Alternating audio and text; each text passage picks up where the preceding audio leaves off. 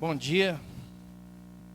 Vamos abrir a Bíblia aí no livro de Timóteo, capítulo 3. Nessa manhã, escola dominical, gostaria de expor um texto aqui que fala sobre as qualificações, no caso aqui de um bispo e de um diácono, mas, na verdade, para mim aqui são qualificações de um cristão, que o bispo e o diácono, além de tudo, devem ter essas qualificações. Tem que ser crente, de verdade. Vamos ler o texto. Começar no versículo 2. 1 Timóteo, capítulo 3, versículo 2. É necessário, portanto, que o bispo seja irrepreensível, esposo de uma só mulher, temperante, sóbrio, modesto, hospitaleiro, apto para ensinar, não dado ao vinho, nem violento, porém cordato, inimigo de contendas, não avarento, e que governe bem a própria casa, criando os filhos sobre disciplina com todo respeito. Pois, se alguém não sabe governar a própria casa, como cuidará da igreja de Deus? Não seja neófito, para não suceder que se ensoberbeça e incorra na condenação do diabo. Pelo contrário, é necessário que ele tenha bom testemunho dos de fora, a fim de não cair no opróbrio do laço do diabo. Semelhantemente, quanto a diáconos, é necessário que sejam respeitáveis, de uma só palavra, não inclinados a muito vinho, não cobiçosos de sórdida ganância, conservando o ministério da fé com consciência limpa. Também sejam estes primeiramente experimentados e, se mostrarem irrepreensíveis, exerçam o diaconato. Da mesma sorte, quanto a mulheres, é necessário que sejam respeitáveis, não maldizentes, temperantes e fiéis em tudo. O diácono seja marido de uma só mulher e governe bem seus filhos e a própria casa. Pois os que desempenham bem o diaconato alcançam para si mesmos justa preeminência e muita intrepidez na fé em Cristo Jesus. Escrevo-te estas coisas, esperando e ver-te em breve, para que, se eu tardar, fique ciente de como se deve proceder na casa de Deus, que é a igreja do Deus vivo, coluna e baluarte da verdade. Até aí tá bom.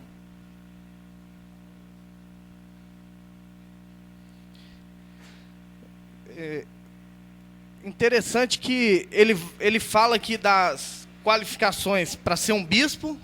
Aí você faz a comparação, compara com as qualificações para ser um diácono.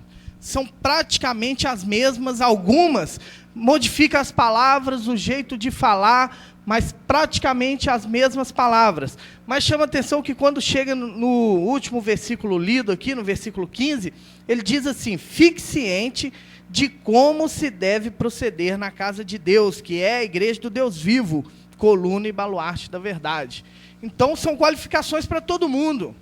Isso daqui não está não é expresso, isso aqui não são ordens ou conselhos ou qualificações apenas para a vida de um bispo e de um diácono. Todo mundo na igreja deve ter uma vida assim. Todo mundo deve estar qualificado a exercer algo dentro da igreja, algum tipo de cargo, trabalho. Todo mundo deve estar qualificado a fazer parte do reino de Deus, a estar no time de Jesus, né? Tora, ele sempre falava que, é uma frase, ele repete demais isso, ele fala assim que no time de Jesus não tem reserva, né? Só tem titular. Todo mundo tem que estar pronto para jogar, todo mundo tem que estar apto a jogar, todos têm que estar qualificados para isso. E diante disso, nós recebemos aqui essas qualificações de como deve ser nossa vida moral. O que passar disso, o que não for moral, o que entrar dentro de temperamento, alguns têm um temperamento mais sanguíneos, outros mais melancólicos, tal. Isso não é moral. Mas dentro da parte moral, todos devem se encaixar nesse padrão, todos dentro da igreja.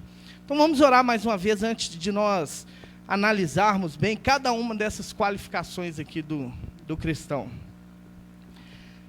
Senhor Deus, nós chegamos diante de Ti agora, Deus, pedindo a Deus a misericórdia do Senhor sobre nossas vidas, Deus. Nós sabemos que por nós somente nós não podemos entender tudo que a palavra tem para nos dizer, ó Deus. Nós sabemos que o Senhor quer falar, quer ir muito além do que está escrito aqui na Tua palavra.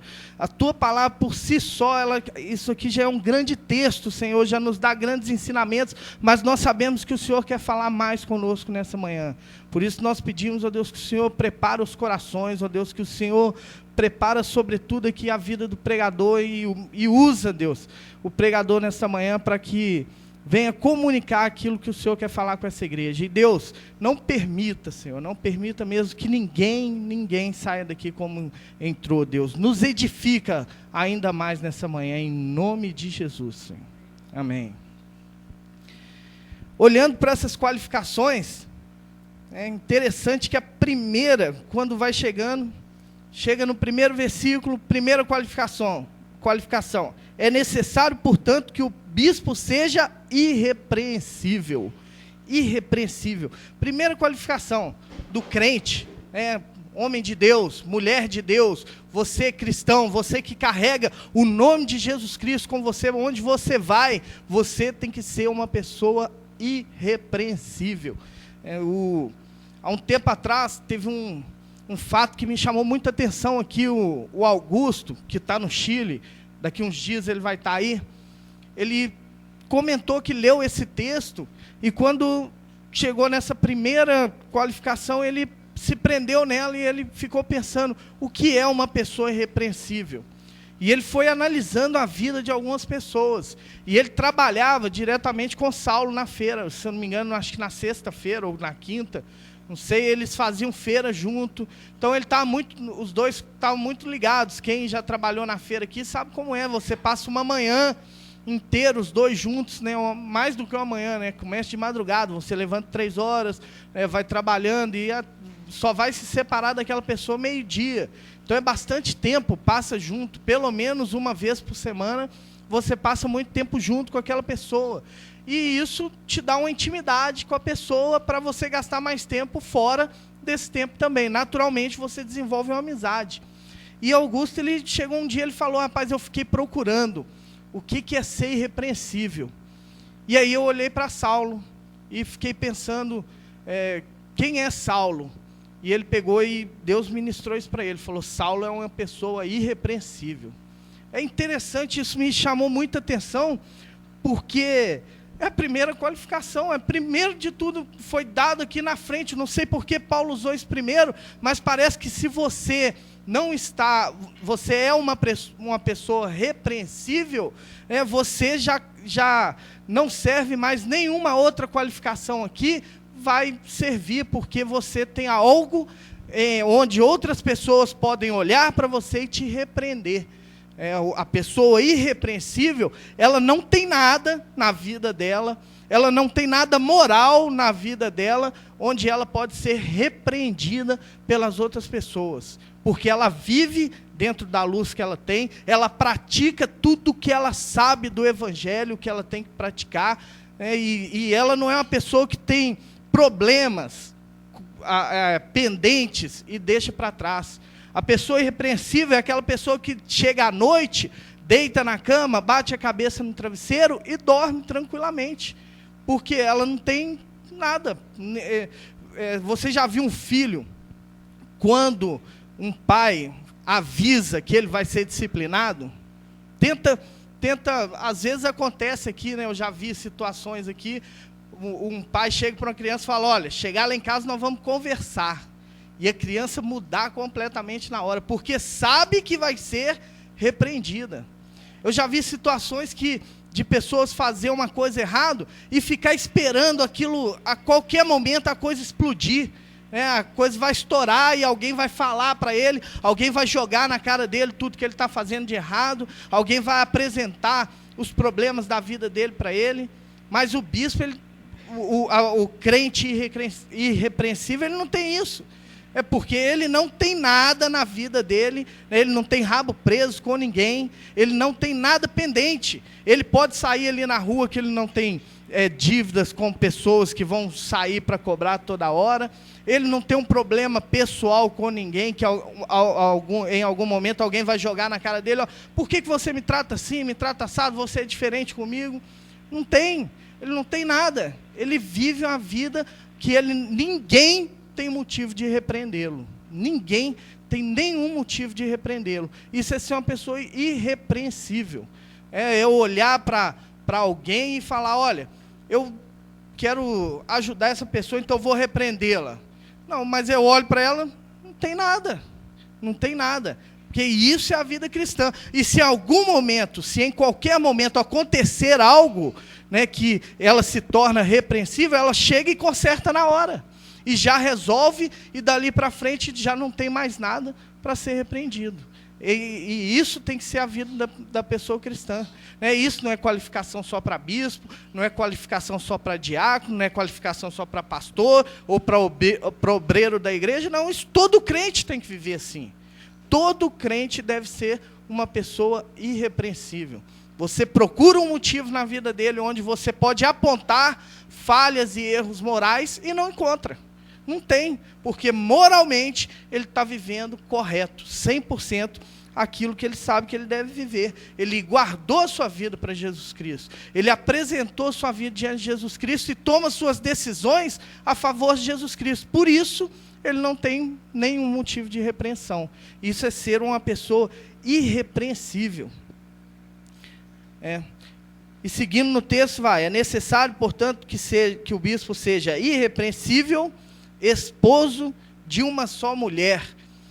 Parecia que não era nem para ser citado isso aqui, né? Dentro do texto, esposo de uma só mulher. Mas Paulo fez questão de frisar aqui para Timóteo, né? Vai dar o cargo para alguém na igreja, está escolhendo lá aquelas pessoas de confiança dentro da igreja, tem que ser esposo de uma só mulher. Porque uma só já dá problema, já imagina ter duas, né? O cara está cheio de problema. Brincadeira, né? Depende da esposa, né? Mas eu fiquei imaginando, quando eu estava olhando para esse texto aqui, quem já passou por outro casamento, aí tem filhos de outra mulher, já é uma pessoa que ela tem algumas coisas para trás na vida, que muitas vezes vão impedi-la de desenvolver a obra de Deus como deve ser. Infelizmente, muitas pessoas, quando chegam no Evangelho, já trazem esse problema da vida passada. Então, infelizmente, ela vai colher esses frutos o resto da vida. Mas dentro do Evangelho, essa pessoa tem que resolver a vida dela. E principalmente aquele que não trouxe problemas dessa natureza quando entrou no Evangelho, muito mais. Ele tem que saber viver com uma pessoa só a vida inteira. Eu fiquei imaginando, por que Paulo frisou isso? Por que colocou aqui dentro das qualificações? Porque essa pessoa, primeiro, ela tem que ser uma pessoa de palavra. Porque se ela se casou um dia, ela deu a palavra para a esposa dele que ia viver com aquela mulher até que a morte o separe. Não é assim quando no casamento... vai ter um monte de gente que vai casar aí esses dias, pelo menos estão querendo, né? Não é assim, não é isso que vocês pretendem falar para a mulher com quem vão se casar? Eu vou viver com você até que a morte nos separe. Vai ser feita uma pergunta e você vai dizer sim. Pelo menos espero, né? Se for dizer não, fala antes, não deixa para falar na hora. Mas se tiver em dúvida, melhor falar na hora do que casar ainda. Por quê? Porque quando chegar o devido momento, o cristão ele deve ser esposo de uma só mulher. Não ter amante, eu acho que nem precisa fazer o comentário aqui, né? Eu acho que Paulo deixa bem claro aqui que está bem claro que está falando aqui questão de ele ter mais de uma esposa, passar por mais de um casamento, porque simplesmente é problema de uma vida passada que ele já arrasta. E no Evangelho, se você... Aqui está falando do bispo.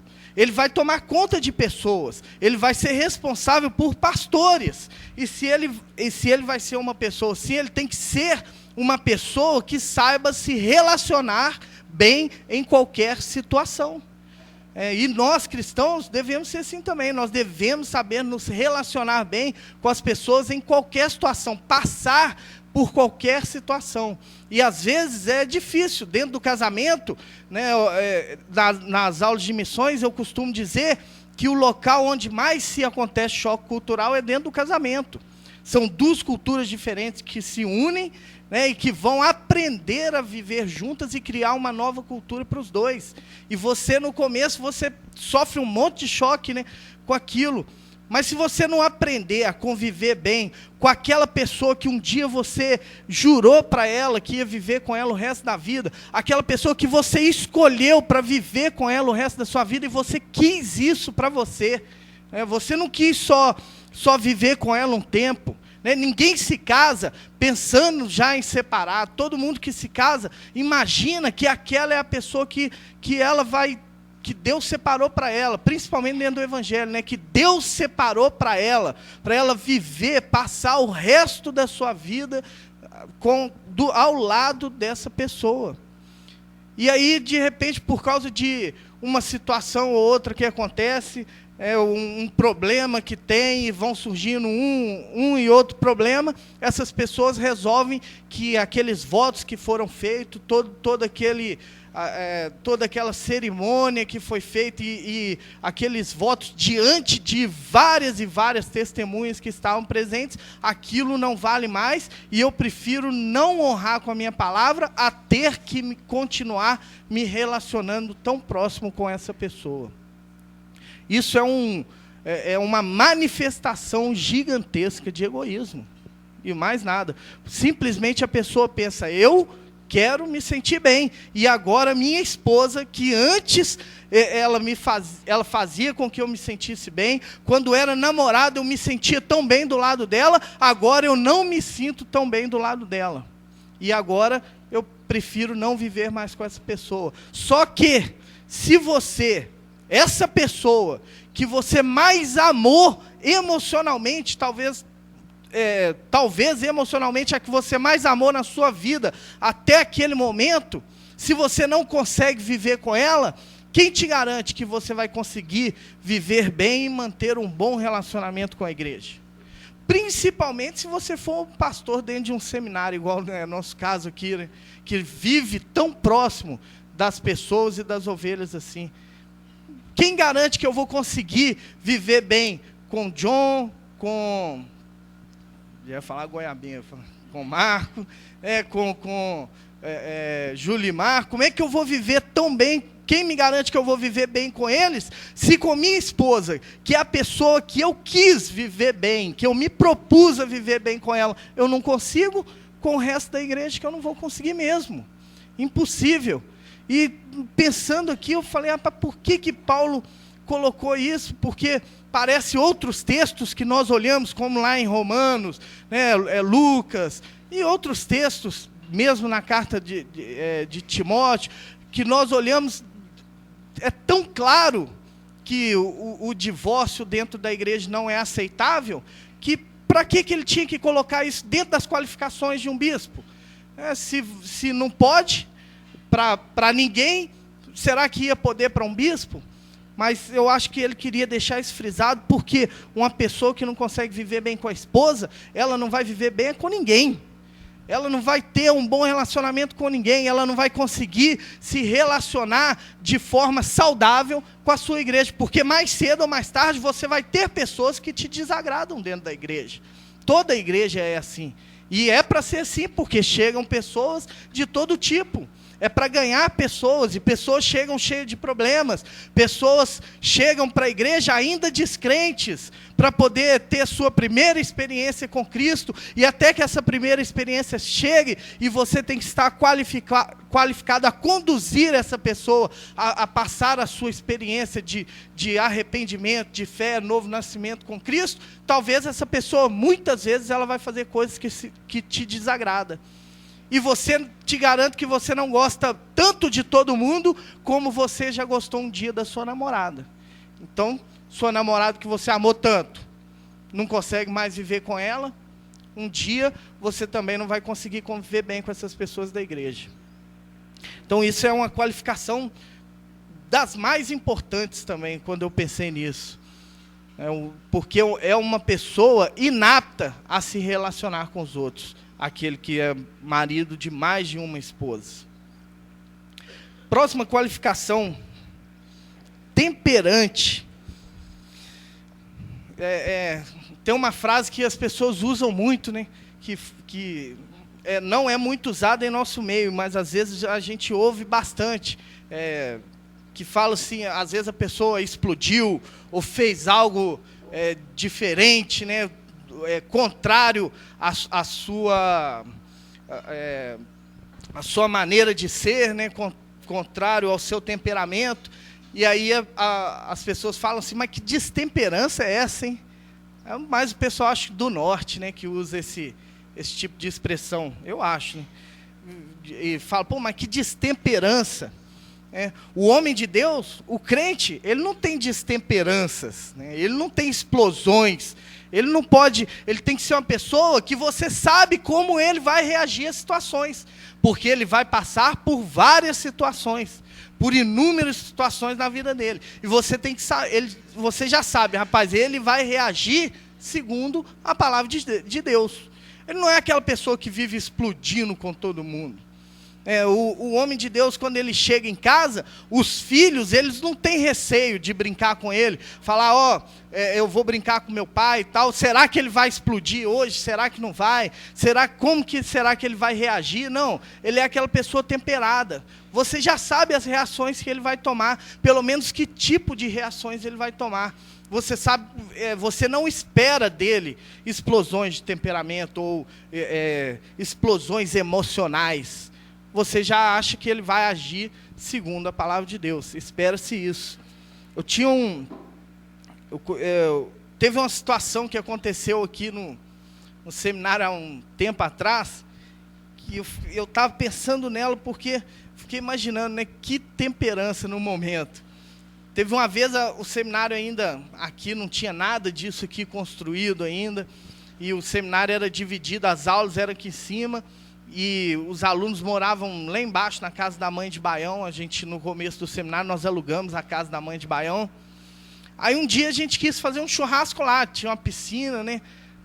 Tem uma piscina lá, uma piscina maneira, né? Todo final de semana o seminarista dava um jeito, né? Passava a semana inteira sem comer carne, mas no final de semana a galera nem ia para casa, ficava no seminário, piscina, churrasco. E aí pegaram a churrasqueira do pastor Larry emprestado. Foi o pastor Giovanni que pegou, né? Aí levou a churrasqueira para lá e faz churrasco e tal, aproveita e tudo. E a churrasqueira foi ficando lá, né? E chove, molha a churrasqueira, vou chegar lá, calma. Aí molha a churrasqueira e tudo, aí vai lá, foi ficando no tempo. Aí um dia o pastor Larry precisou da churrasqueira dele. Aí ele foi buscar a churrasqueira. Aí Giovanni falou, tá lá embaixo, perto da piscina. Ele foi pegar. Quando ele pegou a churrasqueira, o fundo ficou cheio de carvão. A churrasqueira apodreceu, né? Tava aquele carvão molhado, um tempão lá dentro. Ele pegou, não falou nada na hora. Subiu, largou a churrasqueira quebrada lá. Aí nós temos a reunião de segunda-feira, né? E na época a reunião tinha bem menos pessoas, né? Era mais as pessoas da liderança mesmo. Aí ele chegou, né?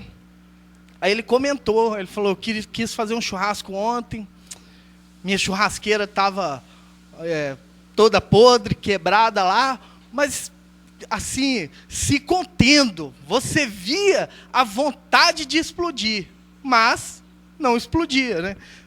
Aí foi falando, a churrasqueira estava podre, né? Nós temos que ver como é que vai fazer com essas coisas, passar a ter cuidado, coisas desse tipo. Aí todo mundo já sabia, todo mundo ficou calado, né? Ninguém falou mais nada. Aí Giovanni mudou de assunto, porque era o maior culpado, né? Porque pegou a churrasqueira. Aí Giovanni mudou de assunto, falou de outra coisa. Aí entra Márcio Ferreira e fala assim, pastor, nós podemos fazer uma churrasqueira no bafo e tal. E todo empolgado, né? Aí o pastor parece que dava para ver algo fervendo dentro dele, assim, naturalmente, né? Ele é branco, ficou vermelho. Eu pensando, vai explodir, vai explodir. Mas ele falou com uma calma, ele falou assim, sabe o que é, Márcio? Nós podemos fazer qualquer coisa, mas se não tiver cuidado, aí foi. Mas sempre calmo. Não alterou a voz hora nenhuma, né? Não se destemperou hora nenhuma. Eu fiquei pensando, realmente dava para ver a irritação dele com aquilo. Estava bravo, mas não destemperou. Tratou o problema como deveria ser tratado, né? Falou o que deveria ser falado, mas do jeito certo. Não tem explosões. Já vi várias situações assim. O pastor Larry é uma pessoa que me admira nesse sentido, porque algumas situações eu sei que ele não tem paciência, eu já conheço ele muito bem, eu sei que com várias situações ele não tem paciência. E um dia teve aqui um homem que queria abrir um centro de recuperação, e ele tinha o dinheiro para investir, para abrir o centro de recuperação. Nos levou para ver um terreno lá no Lameirão. O terreno era grande, mas era no meio do mangue. Aí nós falamos, nós não queremos o terreno e tal, e tudo. Aí e o homem estava se gabando, como quem diz assim, rapaz, eu vou bancar o projeto, eu tenho todos os recursos. E eu sei que esse tipo de coisa irrita muito o pastor Larry. E, normalmente, quando eu estou perto, eu fico tentando, assim, entrar no meio para controlar a situação, para não deixar ele ofender a pessoa, porque, às vezes, ele, não por maldade, mas pelo jeito dele, ele não coloca bem as palavras, assim, né? Tem um caso que uma vez ele escreveu para uma igreja falando que uma pessoa era imbecil, porque ele leu no dicionário o que era imbecil tecnicamente, mas para a gente o que é imbecil era diferente. Então, em situações assim, às vezes ele não coloca bem as palavras, né? Um dia ele falou que levou um menino que era a arma segredo dele. Então, às vezes, não encaixa bem. E eu com aquele medo, né? O homem estava aqui, era um médico, e eu com medo dele agir com aquele homem, assim, dele usar alguma palavra que ia ofender, ou dele perder a paciência. Mas ele chegou tão calmo, mas tão calmo, olhou para o homem, e o homem faz uma oferta, faz outra, e fala um jeito, e fala outro, né? E o pastor, não quero esse terreno, ele, não, vou comprar outro, e tal. E dá para ver que ele estava incomodando o pastor Larry, porque a gente não podia partir para um projeto assim, né? Como se falasse hoje, nós vamos dar para você um terreno aqui, monta aqui uma casa de recuperação. Nós não temos estrutura, então não é só o dinheiro. E o pastor olhou para ele e falou assim, sabe o que é, doutor? O dinheiro, ele chega mais cedo ou mais tarde, mas nós temos algo que o senhor não tem. Nós temos pessoas para fazer o trabalho, mas nós não temos pessoas para dar para o senhor para fazer o trabalho. Se o senhor quer realizar esse trabalho, o senhor deve, né, ganhar pessoas qualificadas, treinar e preparar pessoas para fazer o seu trabalho. Mas, infelizmente, o seu dinheiro não nos impressiona, porque o senhor precisa de pessoas. Desse jeito, calmamente, deu para o homem entender muito bem, não se destemperando hora nenhuma. E essas coisas são bons para mim ver de perto situações assim, que a gente aprende com isso. Que tem hora que dá vontade de virar para uma pessoa e falar, meu irmão, dá licença, nós não queremos mais te ouvir, né? E o que você está propondo aqui não dá, e não é do seu jeito, não é do jeito que você está pensando. Muitas vezes dá vontade da gente falar isso para as pessoas. Mas tem que lembrar que do lado de lá tem pessoas, e que nós devemos controlar, né, nossas emoções, nosso temperamento, todo aquele ímpeto que surge no momento. Para quê? Para não ofender as outras pessoas, não criar inimizades. E as pessoas saberem que você sempre vai fazer o possível para tratá-las bem. Sempre você vai fazer o possível para manter o seu temperamento bem calmo, né? Nem sempre é calmo, mas sempre da mesma maneira, de forma que todo mundo já sabe como você vai reagir. Porque o homem de Deus é assim, ninguém tem surpresas com ele. Quando eu chego em casa, Meus filhos fazem coisas que às vezes me irritam. Eu tenho um filho mais velho, é sanguíneo, me deixa louco dentro de casa. Me deixa louco. Eu falo para ele, outro temperamentozinho, tal de sanguíneo. Rapaz, me deixa doido. Parece um furacão quando ele entra em casa. Mas ele tem a liberdade de brincar comigo e de agir e de ser quem ele é dentro de casa, porque ele sabe que eu não vivo explodindo com ele, à toa, né? Que eu vivo me controlando, que eu respiro fundo, né? Muitas vezes, que eu penso 2 vezes antes de falar com ele, porque eu quero continuar mantendo um acesso bom ao meu filho, quero ter um bom relacionamento com ele, porque eu quero ser o maior influenciador da vida dele. E se eu quero isso, ele tem que ter a liberdade de ser quem ele é perto de mim. E para isso, eu não posso controlar o temperamento dele, infelizmente. Gostaria, mas não posso. Então eu tenho que controlar o meu. E se você quer ser crente, quer ser homem, quer ser mulher de Deus, aprenda a ser uma pessoa temperante, né? Sempre do mesmo jeito, né? Mantendo aquele padrão de comportamento. Não quer dizer que às vezes você não fala mais alto, não quer dizer que às vezes você não fala o que tem que ser falado, mas as pessoas já esperam como é que você vai reagir. Eu sempre comento que quando eu tenho uma questão que é mais clara e tudo, eu quero um tratamento de choque, eu procuro Jobim para me aconselhar com ele. Que eu sei, é tratamento de choque. Ele vai sempre falar daquele jeito o que eu preciso ouvir. Mas aí vai falar, mas Jobim explode? Não, é temperante, é sempre assim, é constante. É o jeito dele. Eu não estou falando mal, pelo contrário. Eu estou elogiando, porque eu conheço, eu sei quem é Job. E eu sei o que ele vai falar para mim.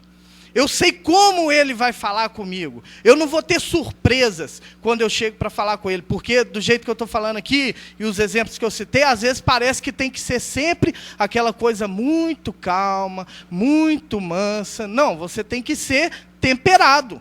Tem que ser sempre a mesma pessoa, independente da situação que você está. Eu sou desse jeito, vocês sabem que eu vou falar, né? Ele não fala para ofender, né? Pelo contrário, ele fala pensando no melhor para as pessoas, mas é assim, sempre mantendo o padrão. Então, um homem de Deus tem que ser assim, mantendo o seu padrão. Você já sabe como é que ele vai reagir com você, como é que ele vai te falar, como é que ele vai, como é que ele se expressa normalmente. E ele não vai mudar isso por causa da situação. Ele não vai mudar isso porque aconteceu algo ou porque alguém agiu diferente. Não, ele vai manter a sua maneira de se comportar. Isso é ser uma pessoa temperante. Próximo, seguindo aqui o texto, vamos ter que andar, se quiser olhar tudo, vai ter que andar um pouquinho mais rápido. Sóbrio.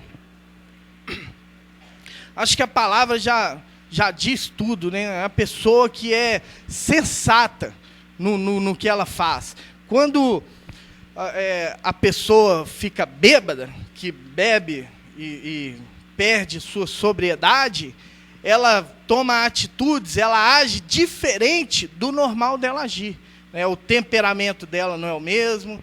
Tem pessoas que são caladas, aí enche a cara, começa a falar demais, rir demais, brincar demais. Tem uns que choram, tem uns que riem, coisas desse tipo. Mas o homem de Deus, ele é sóbrio. Não no sentido que ele não está enchendo a cara, né? Porque isso, como na mesma situação, quando se fala de marido de uma só mulher, né, já se espera que ele não vai se encher a cara, né? Mas de sóbrio o quê? Sóbrio nas suas decisões, na sua maneira de se comportar. Ele é sóbrio, né? Ele é uma pessoa sensata no que ele faz, né? Na sua forma de agir. E quem é sóbrio, ele é sempre procurado pelos outros, né? Eu tenho as pessoas que de vez em quando eu gosto de procurar, gosto de me aconselhar com elas. Eu já vi situação assim, às vezes parecia para mim que eu deveria tomar uma atitude. E quando a gente está por dentro do problema, muitas vezes nós não conseguimos ver bem toda a situação, tudo que está envolvido, ou todas as saídas que existem para o problema, porque nós estamos emocionalmente envolvidos. Então, nesse momento, é bom você procurar uma pessoa para se aconselhar, alguém que está vendo os problemas e as situações de um ângulo diferente, que está vendo de fora, ou que já viveu aquela situação. Mas você deve procurar pessoas que são sóbrias. E pessoas que são sóbrias são pessoas sensatas, pessoas que têm uma comunhão com Deus e que têm sua vida de tal maneira que tudo que ela faz é controlado e segundo a palavra de Deus. Ela não é uma pessoa que ela tem ações diferentes em momentos diferentes. Ela tem um padrão também de comportamento baseado na palavra de Deus. E essa sobriedade das pessoas não deixa também que ela vai perder o controle de toda a situação. Ela pensa antes de agir. Ela pensa antes de te aconselhar. Isso é ser uma pessoa sóbria. E você tem que ser sóbrio para ser uma pessoa que vai ser procurado pelos outros e vai ser influência nos outros.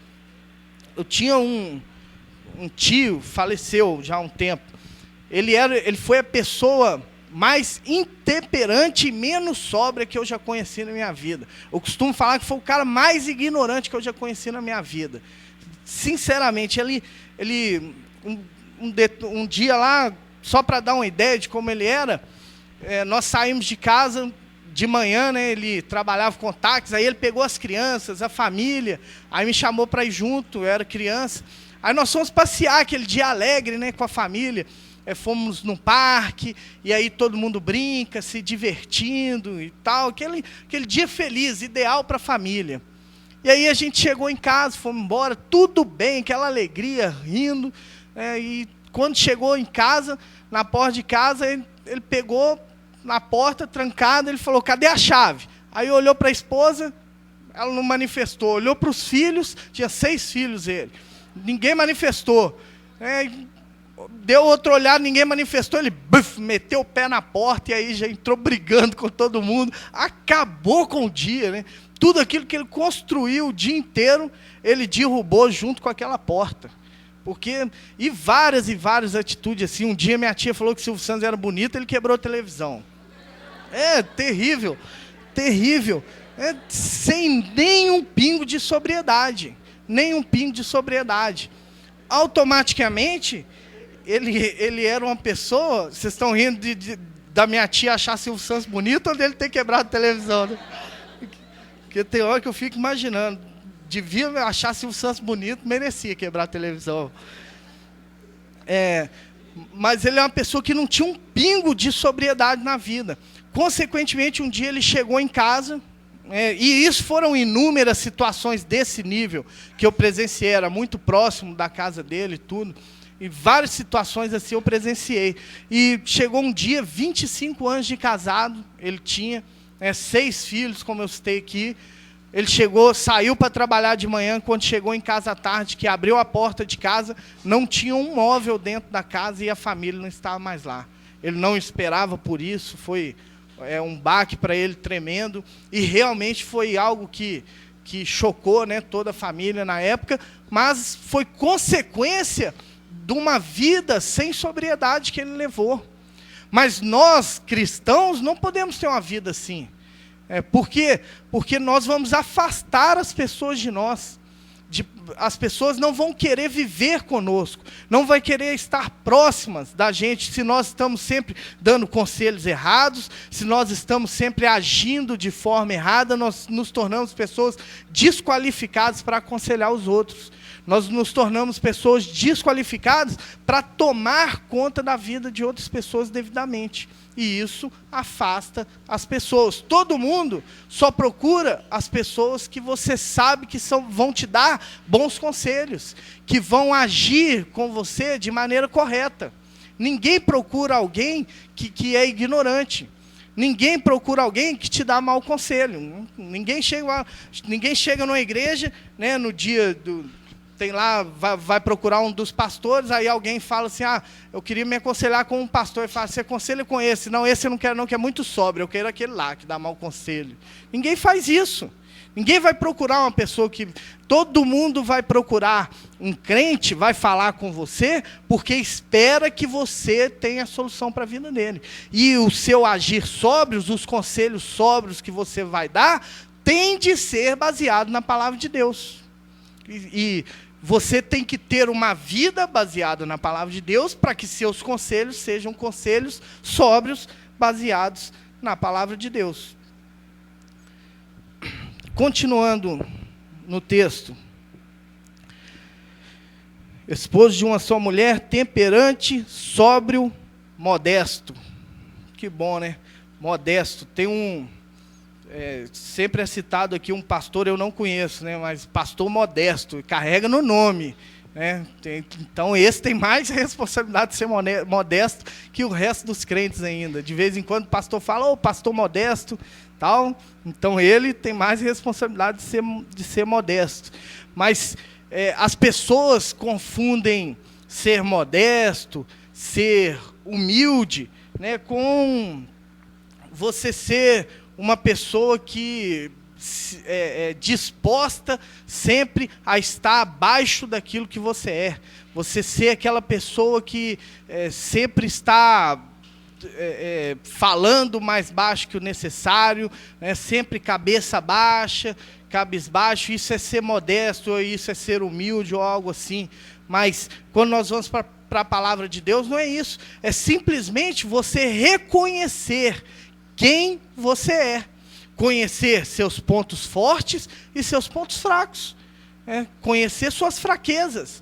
Conhecer os pontos onde você pode ser atacado. E não dar brecha para esses pontos. E isso é ser modesto. Às vezes você vê uma pessoa falar assim, vamos fazer tal coisa. Aí alguém fala assim, eu não vou não. E tal, fala, mas vamos, tenta convencer a pessoa pega e fala assim, rapaz, eu não vou porque não é bom para mim. Isso é ser modesto. Isso é reconhecer que você tem fraquezas.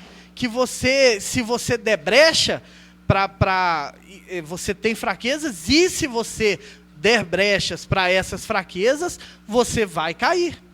Então, melhor ser modesto do que ser soberbo e enfrentar as suas fraquezas e acabar caindo nelas.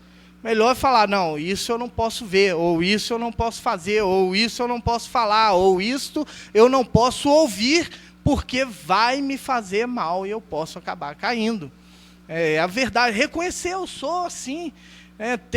Tem situações que mexem com minha emoção mais que outras. E eu reconhecer e me afastar disso é bom para mim. A Bíblia diz que nós devemos fugir da aparência do mal. E quando nós ouvimos esse texto, nós temos a impressão que é só aquela coisa mais escandalosa, né? Não, eu não devo olhar para um pôster de uma mulher nua, ou eu não devo estar do lado de pessoas usando drogas, né? Ou nem me sentar na mesa dos escarnecedores. Não, é mais que isso. Afastar da aparência do mal é eu não dar brecha para os meus pontos fracos. Eu não me aproximar tanto do ponto fraco a ponto de cair. Eu não chegar tão na beirada do abismo que qualquer ventinho pode me derrubar. Pelo contrário, é eu reconhecer, daqui para lá eu estou me arriscando. É eu estabelecer na minha vida limites maiores do que o necessário. Se eu sei que eu tenho fraqueza em determinadas áreas, eu não vou chegar nem perto disso. Como a pessoa, uma pessoa diz, eu não tenho problema com mulher. Isso não é um problema para mim, eu não tenho problema com pensamento imoral, com mulher, com coisa assim. Tá bom. Então eu posso trabalhar lá dentro do camarim das modelos que vão se desfilar, só porque eu não tenho problema com mulher? Não, o bom é, quanto mais distante, melhor, né? Agora, se tem problema, nem o desfile não olha. Fica mais longe ainda. Isso é reconhecer, saber, rapaz, eu sei quem eu sou. Também reconhecer meus talentos. Saber, não, para determinadas situações, eu sou a pessoa mais qualificada para isso. Isso não é falta de modéstia. Muito pelo contrário, você sabe que tal pessoa é menos qualificada para você para exercer tal cargo ou executar determinada tarefa. Eu chego lá, tem que consertar um carro aqui. Aí tem eu e tem o pastor Giovanni. Um dos dois tem que mexer no carro. Eu sei que entre eu e o pastor Giovanni para consertar um carro, eu sou o mais qualificado para isso. E isso não é falta de modéstia dizer isso. O homem modesto, ele reconhece também seus talentos. Ele sabe das suas fraquezas. Ele conhece os seus pontos fracos. Mas ele tem que conhecer também seus pontos fortes, para que ele venha a ser uma pessoa produtiva para o reino de Deus. E às vezes, quando a pessoa diz, não, isso eu sei fazer, ou isso eu posso fazer, ou pode me dar tal responsabilidade que eu vou executar, pessoas encaram isso como uma falta de modéstia da parte daquela pessoa. Mas não é nenhuma falta de modéstia. Muito pelo contrário, ele está sendo uma pessoa modesta em reconhecer que ele é o mais apropriado para fazer aquilo. Eu conheço as fraquezas, mas também conheço meus pontos fortes. Seguindo, sóbrio, modesto, hospitaleiro. Aqui eu não vou me prender muito, mas é só citar, se você é um cristão, você tem que aprender a receber bem pessoas, né? Você tem que ser uma pessoa que sabe receber de forma agradável as outras pessoas, porque senão ninguém quer ir na sua casa. E se ninguém vai na sua casa, você não influencia ninguém. Então você tem que saber receber bem as pessoas. No nosso contexto hoje, não chega a ser como foi no passado, lá em Israel, né, que as pessoas preferiam que morresse alguém da família do que, porque pela lei, né, maltratar um estrangeiro era uma falta muito grave. Então preferia entregar alguém da família, como Ló quis entregar suas filhas para serem abusadas, a dar aquelas pessoas que ele hospedou na casa dele. Coisa assim. No nosso contexto, não funciona exatamente assim, mesmo porque, né, nós não podemos confiar em todo mundo que chega em nossa casa hoje em dia. Isso é uma verdade, né, dentro do nosso contexto. Mas você tem que aprender a receber bem as pessoas. E o homem de Deus, ele vive sempre com gente em casa. Pode reparar, sempre tem alguém passando pela casa dele, sempre tem alguém chegando, sempre tem alguém que quer falar com ele. Muitas vezes ele está recebendo pessoas de fora. Pode olhar na igreja, às vezes aqui a gente viaja muito, visitando outras igrejas para pregar ou coisa assim.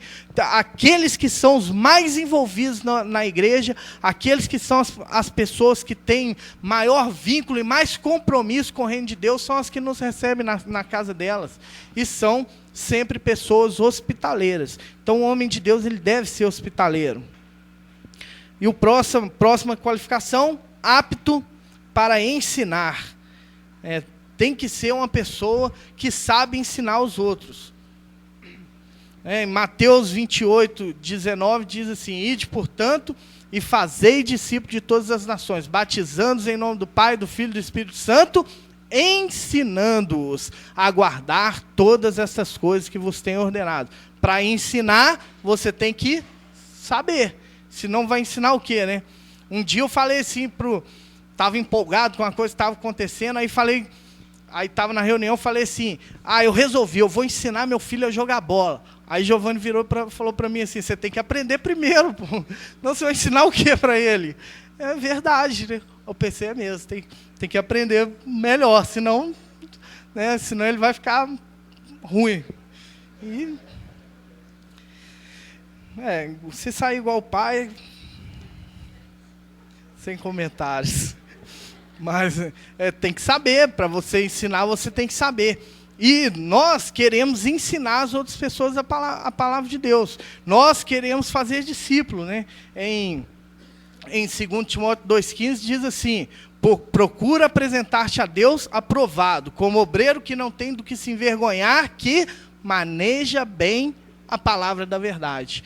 Se você não está lendo a Bíblia, se você não está buscando Deus, se Deus não está ensinando nada para você, você se torna desqualificado para ensinar a outros. Você deixa de ser um cristão completo. Você não pode ser um crente se você não está aprendendo de Deus e não está repassando isso para as outras pessoas. Você tem que ser uma pessoa apta para ensinar. Né? Tem situações que chegam aqui, como aconteceu semana passada. Giovanni chamou aqui, Giovanni fez um apelo, 2 pessoas levantaram a mão, Giovanni chamou as 2 aqui na frente, chamou as pessoas aqui e já falou, olha, tal, discipula. Então você não sabe a hora que alguém vai cair na sua mão para você repassar tudo que você tem aprendido para ela. Então você tem que estar sempre apto. Né? De repente vai ser na rua, alguém vai te fazer uma pergunta. Né? Alguém vai chegar para você, alguém vai buscar você porque você é cristão, para aprender algo de você. E você tem que estar apto a ensinar a todo momento.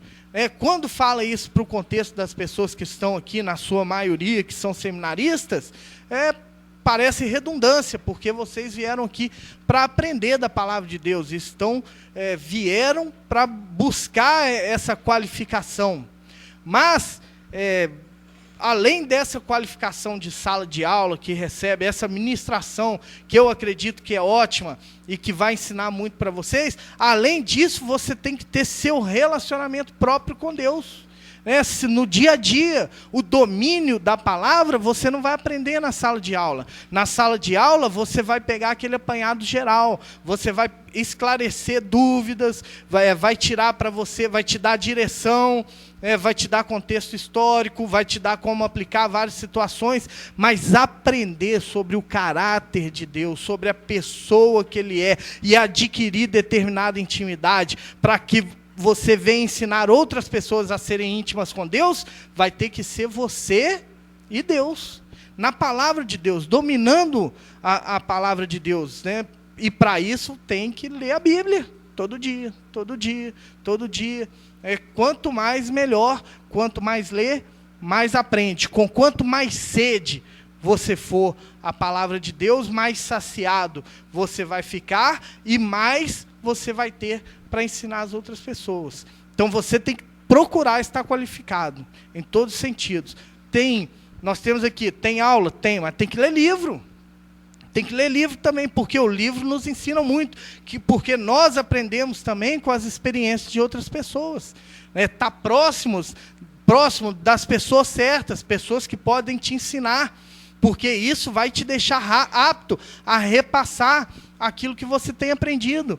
Quantas situações eu citei aqui sobre a vida das pessoas que estão ao meu redor, como o pastor Larry, como o pastor Giovanni, como o pastor Job, pessoas que estão próximas a mim e que me ensinam muito, e que eu aprendo com eles todos os dias. Então, eu tenho meu relacionamento com Deus e também tenho minha proximidade com pessoas que vão me dar essa qualificação devida para mim ser um homem de Deus, para mim ser um crente, uma pessoa correta, uma pessoa que está apta a repassar, a discipular os outros, porque nossa tarefa maior, nosso alvo maior é fazer discípulos.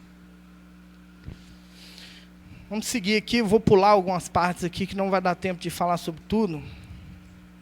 Apto a ensinar, não dado ao vinho, não, acho que dispensa comentários, não violento, também dispensa comentários, porém, cordato. Cordato é muito ligado com pessoas. Eu estava olhando aqui sobre essa palavra que eu não conhecia, não sabia o significado, fui para o dicionário, e olhei uma palavra, basicamente, ela quer dizer... no dicionário, ela abrangiu várias áreas. Diz que é uma pessoa que não é glutão, uma pessoa que não é desregulada financeiramente, uma pessoa que sabe administrar bem finanças, e é uma pessoa que não tem explosões de temperamento também. Então, foi uma palavra que eu gostei quando eu cheguei nela, porque ela pegou várias áreas, e além de pegar as várias áreas que nós já citamos aqui sobre comportamento, ainda falou sobre questão financeira, que não é uma pessoa que gasta desnecessariamente, mas que também não é avarento. É uma pessoa que sabe administrar finanças. E uma pessoa também que se alimenta bem. Que não come mais do que é necessário, nem menos. E, inclusive, tava, uma das palavras que estava lá dizia que a pessoa era frugal. E aí eu fui procurar o que era frugal. E uma das definições de frugal que eu encontrei era uma pessoa que se alimenta de frutas. Então, uma pessoa que se alimenta bem, né? É uma pessoa que tem cuidado também com seu corpo, tem cuidado com sua saúde, e uma pessoa que não vive de forma a causar preocupações para a sua vida. Que trazer preocupações para a sua vida vai trazer problemas da sua saúde e vai te incapacitar de estar se relacionando bem e de estar influenciando as outras pessoas. Porque quando nós estamos preocupados, você ficou doente, você fica preocupado, inevitavelmente, você quer sarar. Você tem dívida, você está preocupado. Você tem um problema com uma pessoa particular, isso te traz preocupação, inevitavelmente, enquanto não resolve. E isso, todo mundo, quando está muito preocupado, está com a cabeça cheia de alguma coisa, e chega alguém para conversar com você, você não quer nem falar com aquela pessoa. Ou você só vai falar sobre o problema, e muitas vezes não vai ouvir, e as pessoas precisam mais de ser ouvidas do que... a maioria das pessoas chegam para você, elas querem mais que você as ouça do que você fale algo com elas. E você... preocupado, você não está apto a ouvir e você também não está apto a aconselhar bem as pessoas. Por isso, você deve ser uma pessoa cordata. Vou pular aqui algumas partes que já apanhou, né? Inimigo de contendas, não avarento, né? Que governe bem a própria casa, criando os filhos sob disciplina, com todo respeito. Também vou pular, mas eu acho que o texto já fala sobre isso. No versículo 6 diz assim: não neófito, para não suceder que ensoberbeça e incorra na condenação do diabo.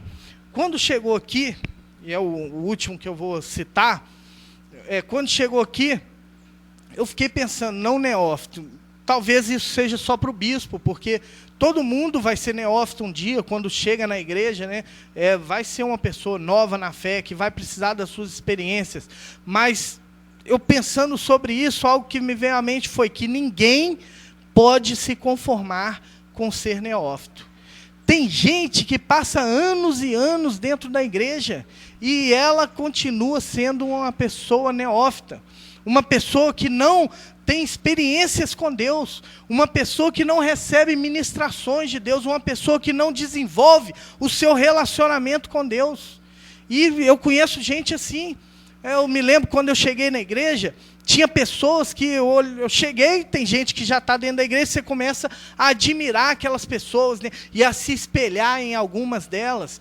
E um dia tinha uma pessoa que eu olhar para ela e tinha uma boa impressão, pensar, poxa, esse cara deve ser um homem de Deus tremendo e tudo.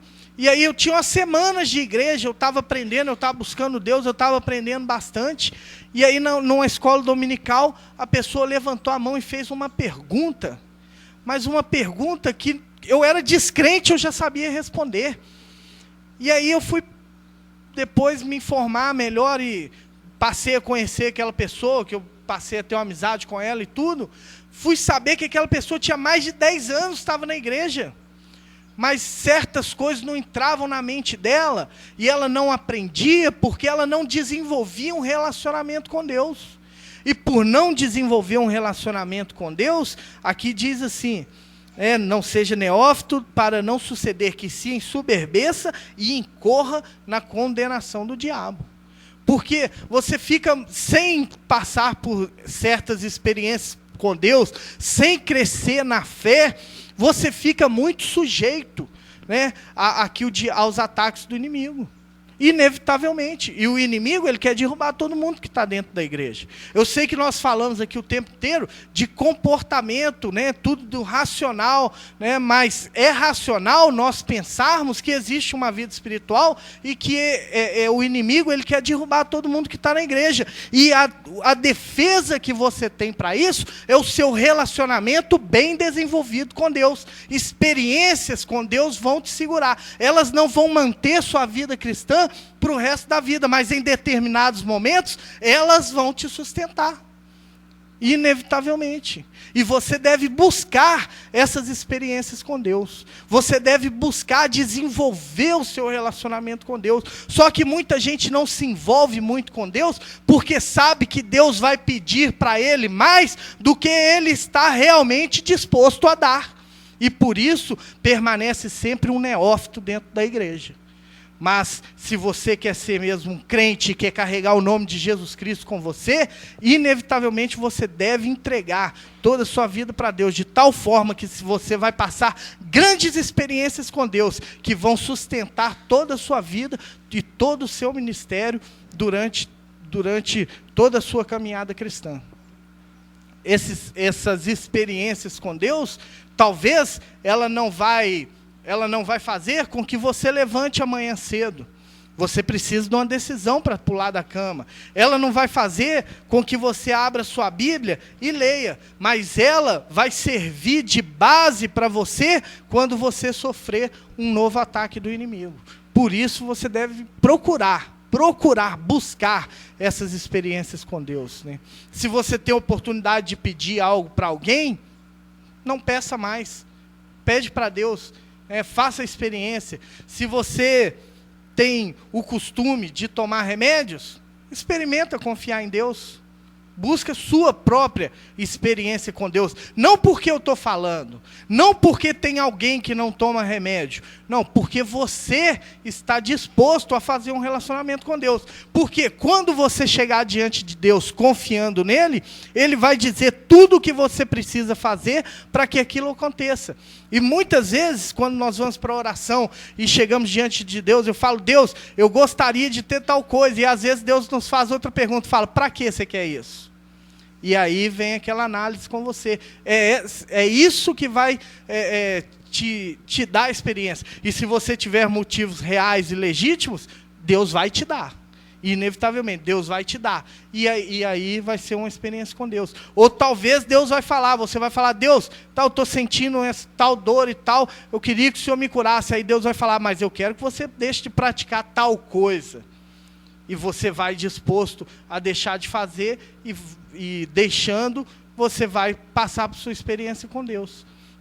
Toda vez que você vai para Deus, Deus vai te propor passar um pente fino na sua vida. E muitas pessoas preferem permanecer neófito a ter que mexer em certas áreas da vida. Mas não ser neófito não é só qualificação para um bispo.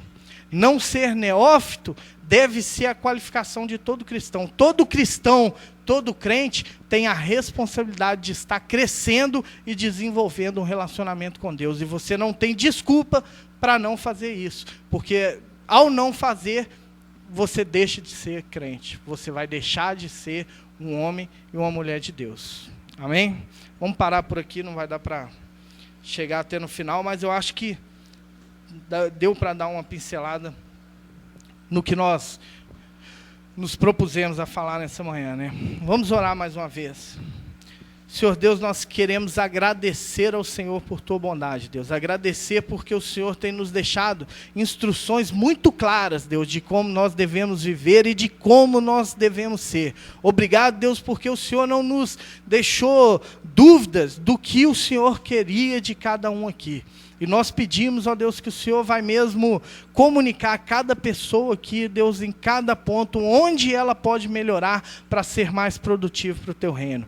Nós pedimos também, Senhor, que o Senhor venha a fazer com que a tua palavra, Deus, venha brotar nos corações aqui e render frutos e frutos e frutos, Senhor, em nome de Jesus. Amém.